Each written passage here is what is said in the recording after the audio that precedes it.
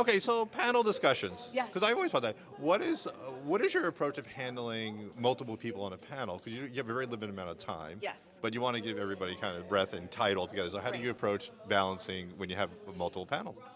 It's doing all your preparation beforehand and then being really kind of loosey-goosey in the moment.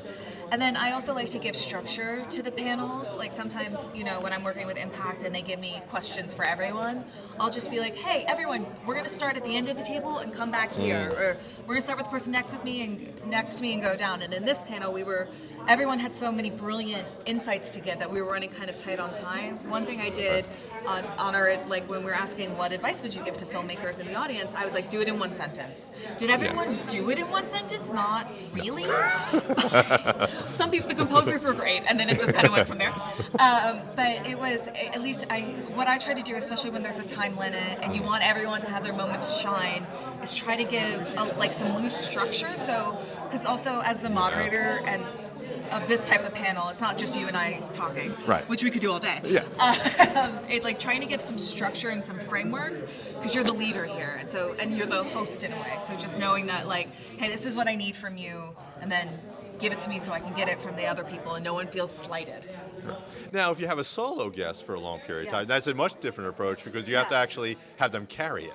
Yes. For a longer period. So how do you approach that differently? Because if you have something where you got to give them 10, 12 questions, that's Right. good. I think it's actually the same principle, but then for me, it's a little less structure. Like I want to do all my research, I want to do the deep dive, I want to have my stuff prepped, and then I kind of want to forget it and just have a engaging, interesting conversation. Because I don't think it makes, you would know this too, it doesn't make for an interesting conversation if I ask you a question, you say something really interesting, and I just look at my note card and ask what I've prepared.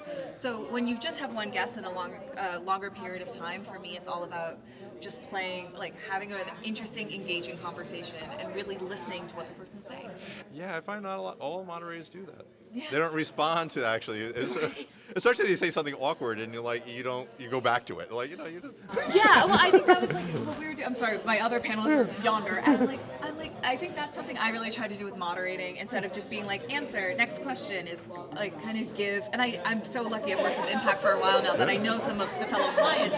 Sure. I try to give them a little crap. I gave Ian crap because I know him, and I was like, you're getting us into it, Ian, because he was making fun comments. I was like, before you start any more trouble, I have to ask you a question, or just.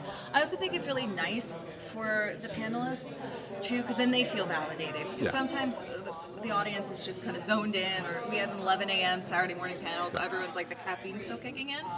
And that's where I love where my background in producing and writing can come in, because I actually know what they're talking about. So I'm like, yes, that's really interesting because X, Y, Z. Well, it allows you to improvise. If Yeah. you understand story and structure, you can kind of roll with it.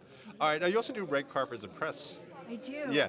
Now that one's very challenging because they get the same question 45 times often. Yes. What do you like to do to make it a little fresh, give them something a little interesting without putting much pressure on them? I love red carpets. It's like a game to me. I mean, you're like, I want this person. We're getting this, me and my camera guy, we're getting this person. What I try to do is ask them one really elegant question about process, because I studied acting way back when. Again, I'm a writer, I'm a producer. I know what it's like to make a film instead of just being some, rando. So I try to ask them really thoughtful questions, and I'd rather just one really interesting, thoughtful question than, are you excited to be here? Or actually, that's kind of fun too, just being vibe check. That's a fun way to take the pressure off, and then if I can engage someone from there, I try to ask them, again, rather just how does it feel to be nominated? Let's actually talk about your performance. Yeah. All right, so I know you love all your children, all the people you've edited, they're like children to you. Yes. But was there one that kind of you really enjoyed, something special, or even if you got a really special moment out of, you know what, this was kind of. I think, who was really special was Carey Mulligan. Ah. I got to speak with Carey Mulligan at the Santa Barbara International Film Festival, and it was that moment where the PR people are shunting her off. I was like, please. And she was just so sweet. She's such a girl's girl, because I was asking her questions. She was so engaged. And then actually another journalist I felt like he was on riser, so that's why I'm going like this. He was above me, and he tried to cut me off, and she answered him, and she came right back to me. Aww. And that meant a lot to me, because she could tell I cared, and I hope my questions were interesting enough that she's like, yeah, whatever, and then came, and she was just a respectful queen.